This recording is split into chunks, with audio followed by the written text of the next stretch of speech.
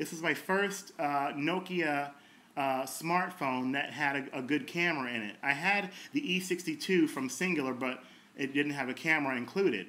On this side here, the N93, you do not have a mini USB port to hook the phone to the computer, but instead you have the Nokia proprietary POP port here to connect your phone to a computer via a USB cord. Now also included with the N93 is the ability to connect your phone to a TV, because it also comes with a TV in-out cord, which also, on one end, it's got the 3 plug-ins to plug into your television set, and then on the other end, you have the pop port mechanism to go into this plug here.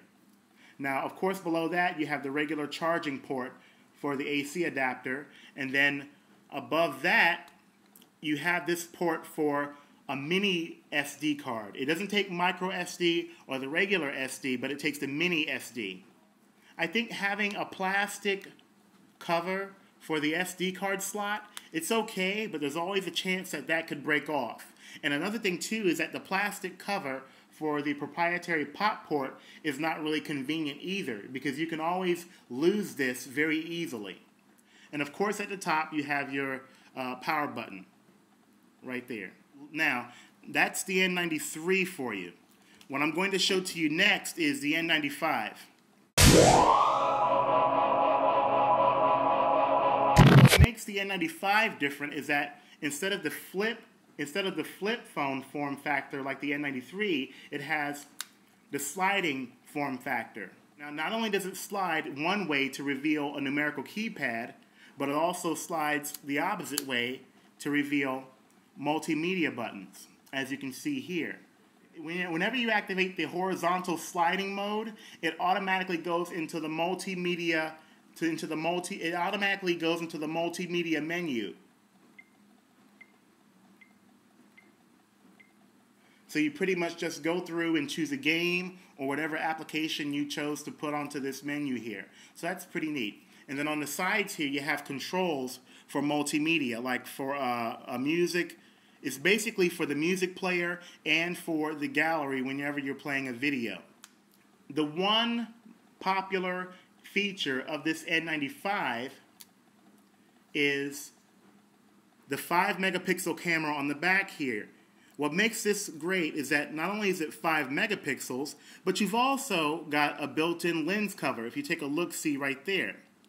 Now automatically, when you open up the lens cover, it automatically activates the camera feature, as you can see here. Now the camera interface is pretty much the same as the N93. You've got your commands on the side that pop up, and then you've got your zoom features, and then all of your settings on the side of the screen that you can select at your choosing. Now also with the N95, you have a secondary camera to make video calls right here. It's got external stereo speakers that are very loud and very powerful. Very powerful when it comes to playing your music out loud. Well, compared to the iPhone speaker, they pretty much are as close to a boombox as you can get as far as the power of the sound is concerned. Now, along with the speakers on this side, you also have the volume rocker keys here. And then below that, you have the camera key and the slideshow key. When you press this button down, it pretty much enables a slideshow of any of the pictures that you happen to have included on your phone.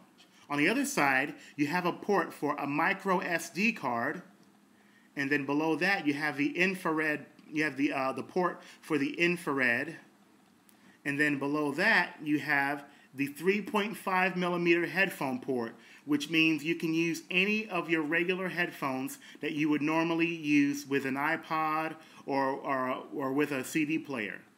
To connect your Nokia N95 to a computer, you have the ubiquitous mini USB port down here at the bottom, and then alongside that you have the charging adapter port here. And then at the top here you have the power button right there. As far as these two devices are concerned, I kept them for a while. But this was before I ended up discovering the QWERTY keypad and how useful it was for me as far as constructing emails and sending out text messages on a regular. Now, these phones aren't necessarily that bad if you can get your hands on a Bluetooth keyboard. Now, from that respect, having a Bluetooth keyboard, the one phone that is most beneficial out of having a Bluetooth keyboard, I would say, would be the N93, since you can also use it in the laptop mode, and you can just sit it down on a flat surface, like this.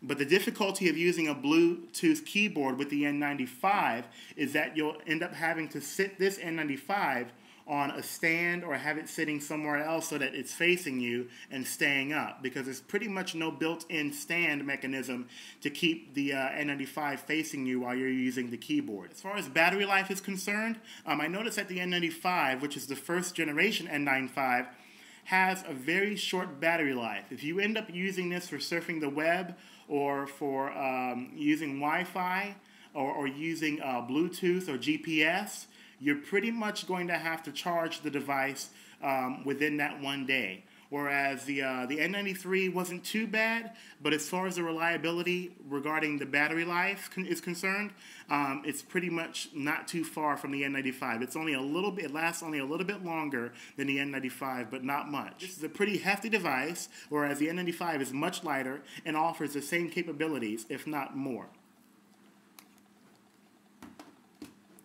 So that's pretty much it on the N95 and the N93. I'll see you guys later. Take care.